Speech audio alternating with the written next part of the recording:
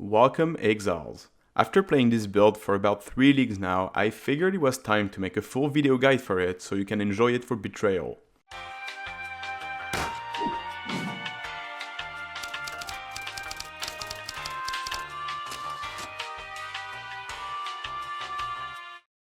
This character is a Blade Flurry elementalist that I called the one tap because you kill stuff in one tap and move on to some other stuff.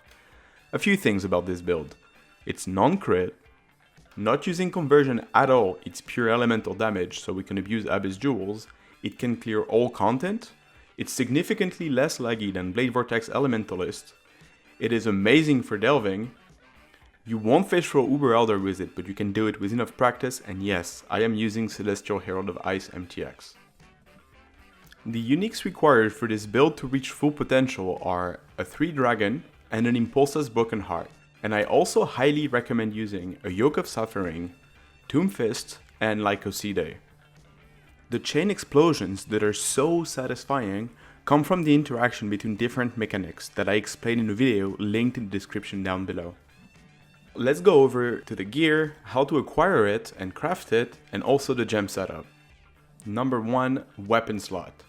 Here I'm going with claws as it offers the most amount of sustain with the life on hit and are fairly easy to craft.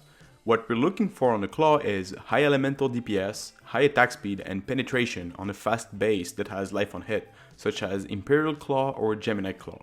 You can either buy it on pathofexile.com/trade or poe.trade, or you can craft it yourself using essences, Shrieking of Wrath, Zeal, or Fossils, Prismatic plus Metallic. You can check a video where I craft some of those bad boys. In the weapon, we socket Herald of Thunder, Arctic Armor, and Onslaught. Number 2, Helmet. Here, the 3 dragon will be your main choice for 99% of the time. It has good resist and allows us to trigger those Herald of Ice chains. It's a really common item and I recommend getting a corrupted one with increased effect of shock or +2 levels of socketed cold gems or aria gems. Or if you want an enchant, you can go with Blade Flurry 40% increased percent damage or Blood Rage 12% attack speed. You need a 2 greens, 1 blue, 1 red, so be careful if you buy a corrupted one. Socketed gems are Herald of Ice, Increased Area of Effect, Ice Bite, and Call to Fire. 3. The Shield. I recommend using Lycoside as it entirely cancels the need for accuracy rating on gear. If the shield is too expensive, you can craft one yourself by buying a TTC span under item level 60 and use an Ancient Orb on it. If you have accuracy rating on rings and jewels and weapon, you can also use an Ashmere for extra damage while mapping. Socketed gems are Shield Charge, Faster Attacks, and Fortify. Note that it's really important that you level your Shield Charge as it gains movement speed from levels. 4. Body Armor. Impulsa is really important in this build and was barely nerfed, and it should be the first item you get if you plan on making this character. All the rolls matter a lot. Note that you will still clear fine with a Tabula Rasa until you can get your Impulsa. Socketed gems are Blade Flurry, added lightning damage, elemental damage with attacks, hypothermia, and increased area of effect switch to conk effect for bosses for a 5 link, and add lightning penetration for your 6 link. 5. The Amulet. Yoke of Suffering is an excellent choice. It gives a lot of chance to shock as well as resistances and a lot of damage as you apply all sorts of elements. You can also use the Pandemonious if Yoke is too expensive, or a rare amulet with life, res, and elemental damage. Number 6. The Gloves. 2 socket Tomb Fist are amazing and give a lot of damage since we benefit so much from Abyss Jewels and Intimidate. Once the character is strong enough, I recommend using Null and Void as Rampage is an amazing boost for clear speed and the immunity to physical damage come in really handy on big maps. Socketed gems are Cast When Damage Taken level 3 and Immortal Call level 5. You can add a curse such as Enfeeble level 7 if you're using Null and Void. 7. The Rings. On rings, you're looking for life, resistances, and elemental damage with attack skills or added lightning damage. 8. The Boots. For mapping and everything except Uber Elder, I recommend a pair of rare boots with life and resistances. Note that the 16% attack and cast speed Ancient is a very good for map. And I also recommend using Combs Roots for Uber Elder as it really makes the fight much easier.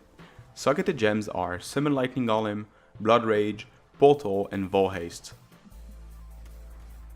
Number 9, the Belt. You have a lot of flexibility here. If you have good Abyss Jewels, a Darkness Enthroned will give you a tremendous amount of damage. But if you don't, a rare Stygian with life, elemental damage with attacks, and res will do the trick. Number 10, the Flask choice. A Seizing Divine Flask of Staunching, a Wise Hoke. Make sure your lightning res is the highest for up to 15% lightning penetration, or try to triple balance it, it's extremely strong. Number 3, an Azir's Promise for the big deeps, a Quartz Flask of Heat, and an Alchemist Quicksilver Flask of Warding. 11. Jewels. This is a big topic and a really important one. Abyss Jewels are a huge part of this build and you want to commit to them. This is what the ideal jewel looks like. You want to get as much elemental damage to attacks and claw attacks and life and effective shock as possible. If you feel like you like damage, Abyss Jewels is often the answer.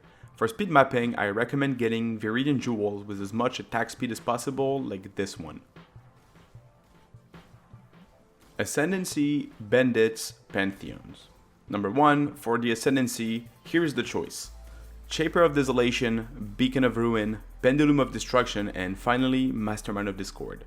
Number 2, Bandits. Since it's a non-crit build, we're tight on points. I kill all bandits for the extra 2 points.